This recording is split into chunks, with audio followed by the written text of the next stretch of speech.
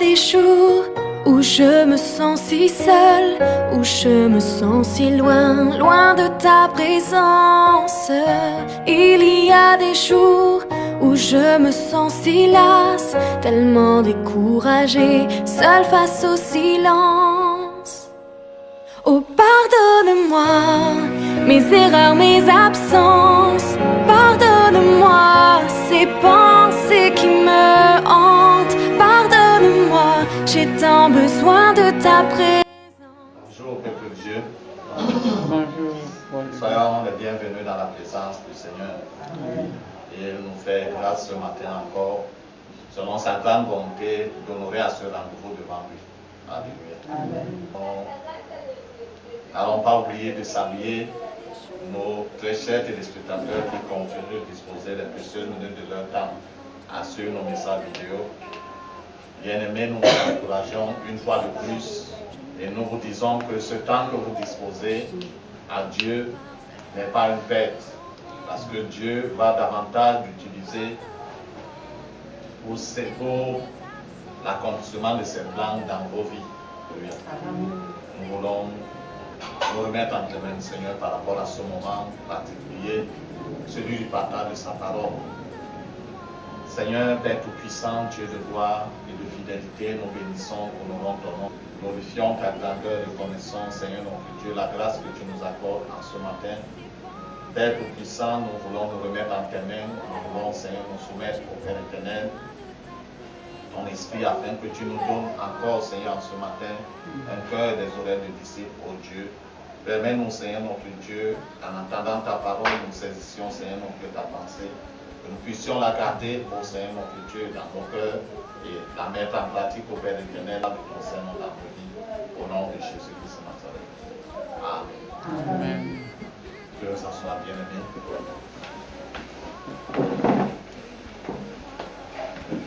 Seigneur, dans sa grâce, nous conduit encore ce matin, pendant que nous voulons clôturer avec ce thème que nous avons introduit il y a 2 semaines. Nous nous entretenons sur le thème « Ne te familiarise pas avec le péché ». Alléluia. Puisque le péché est poison qui détruit l'être humain, son esprit, son âme, jusque dans son corps. Dieu nous demande de ne pas nous familiariser, ou alors de ne pas nous amuser avec le péché. Tout comme on ne peut pas s'amuser avec le poison. Alléluia. Même si on l'a réservé pour quelqu'un d'autre et on le manipule mal, nous-mêmes nous risquons en subir les conséquences. Alléluia. De même, nous ne devons pas nous amuser avec le péché, parce que notre relation présente et bien entendu à venir en dépend. Dieu qui nous appelle à la sainteté, comme il s'adressait au peuple d'Israël en ce temps, les ordonnant d'être saints, car lui aussi est saint. Donc la relation avec Dieu, c'est une relation de sainteté. Et cette relation de sainteté nous invite à éloigner le plus loin possible de nous le péché, afin que cette relation puisse être fluide, qu'elle puisse être bonne, et que nous puissions recevoir de Dieu ce qu'il a prévu pour nous. Amen. Alléluia. Nous l'avons dit ce matin dans l'épître de Jacques,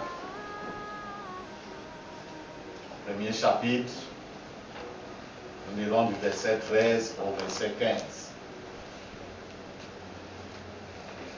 Jacques chapitre 1, verset 13 au 15. Je lis au nom de Jésus. Que personne, lorsqu'il est tenté, ne dise « C'est Dieu qui me tente », car Dieu ne peut être tenté par le mal, et il ne tente lui-même personne. 14. Mais chacun est tenté quand il est attiré et amorcé par sa propre convoitise. Puis la convoitise, lorsqu'elle a conçu, en fait péché, et le péché, étant consommé, produit la mort. Amen. Dieu nous dit donc que lui-même n'est pas tenté par le mal et il ne tente personne. Alléluia. Lorsque nous sommes tentés, ce n'est pas Dieu qui a organisé cette situation. C'est bien entendu l'adversaire de Dieu qui lance des pièges dans le but de nous induire dans le péché et ainsi commencer à saboter notre relation avec Dieu. Il dit que chacun est tenté par la convoitise. Et la convoitise est un péché. Alléluia. C'est-à-dire désirer des choses qui ne sont pas à nous. Désirer des choses qu'on ne devrait même pas avoir. Alléluia. Amen. Désirer des choses qui sont hors de notre portée. Mais qu'on voudrait absolument avoir. Et la convoitise pousse à beaucoup d'autres péchés. Parce qu'on est amorcé à faire quelque chose et pourtant, dans notre fort intérieur, notre conscience nous reproche que ce que tu es en train de vouloir là n'est pas bien. Ce que tu es en train de chercher là, ce n'est pas ça la volonté de Dieu pour toi. Alléluia. Amen. Ce que tu es en train d'imiter là, ce n'est pas ton partage. Mais on s'entête et finalement on tombe dans le pied.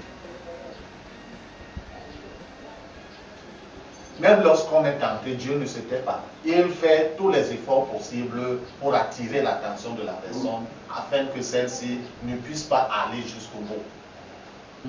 Parce qu'il sait, et il sait qu'à la fin, la personne va regretter. La convoitise, lorsqu'elle est consommée, lorsque finalement on met la main ou le pied, ou on fait ce qu'on ne devait pas faire. Ce qu'on recherchait et pourtant ce n'est pas ça, notre partage de la part de Dieu, c'est la mort qui vient.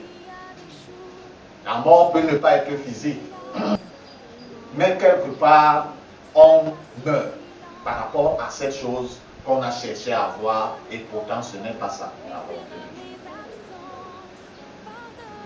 Ça peut même être un travail. Alléluia. Absolument avoir ce travail parce que peut-être nos amis ou nos connaissances ou bref, on nous a dit absolument que non.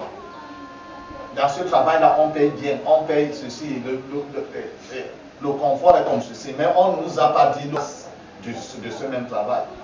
Alléluia.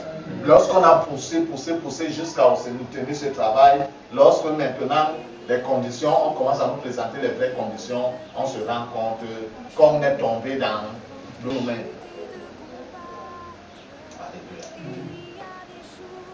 Ça peut être le mariage. Alléluia. Que à tout prix, tu veux te marier, à tout prix. Pendant que tu avances, tu te reproches que non. Là où tu es en train d'entrer là, tu ne t'en sortiras pas bien. Alléluia. Mais tu continues à presser. Quand tu es dedans, c'est là où tu commences à penser, si j'avais su.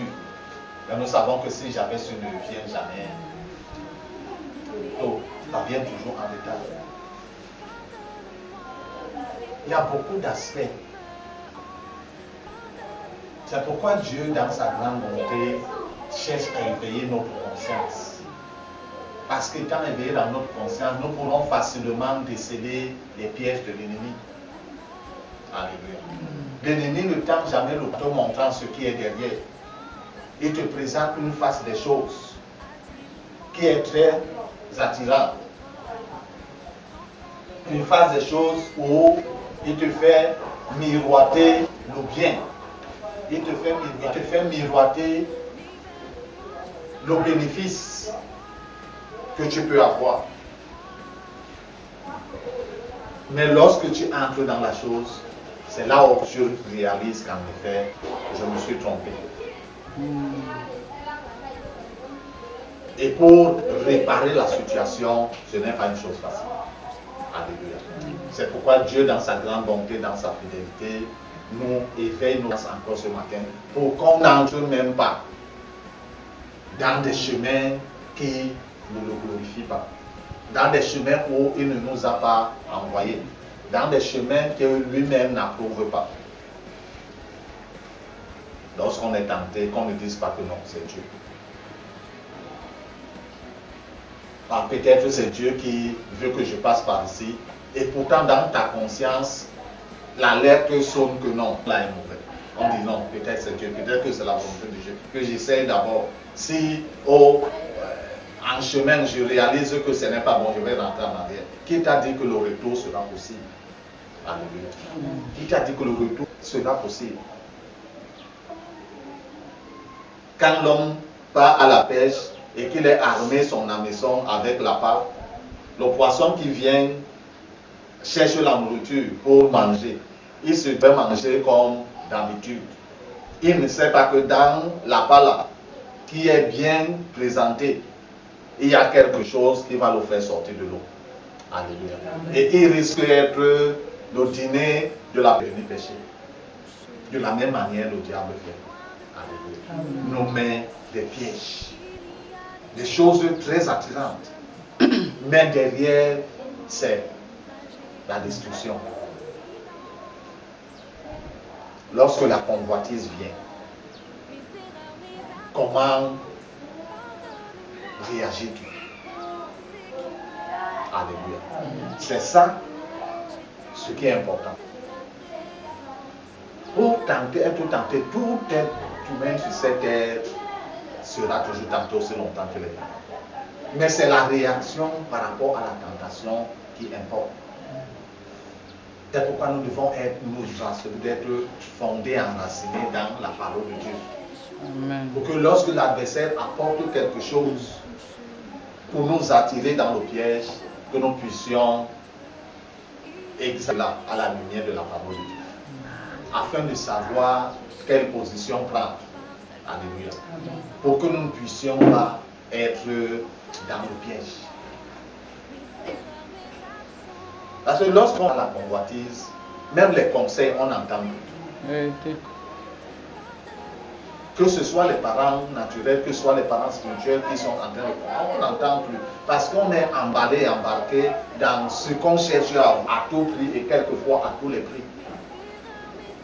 On n'entend plus les conseils. Et une telle personne, c'est lorsqu'elle part, elle contre le mur, qu'elle réalise qu'en effet, la route que j'avais prise est mauvaise. Alléluia. Amen. Pendant que le temps se fait maintenant, éviter tout ce que Dieu ne t'a pas conseillé. Alléluia. Tout ce que Dieu n'a pas approuvé dans ta vie, même si peut-être il approuve cela dans la vie des autres, mais dans ta vie il n'a pas approuvé cela, ne fais pas comme les autres. On dit, mais pourquoi les autres font et pourquoi moi, Dieu m'exige que je ne fasse pas? Chacun a une relation particulière avec Dieu. Alléluia. Chacun a un compte rendu à particulier à donner. Dieu ne va pas appeler tout le monde pour dire que vous tous donnez un compte rendu collectif. Chacun a un compte rendu. Et pour que notre compte rendu puisse être accepté devant Dieu, il faudrait que nous puissions marcher selon ses prescriptions.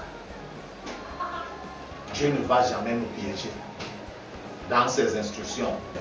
Dieu ne va jamais nous donner un conseil qui nous amène à la fosse de destruction.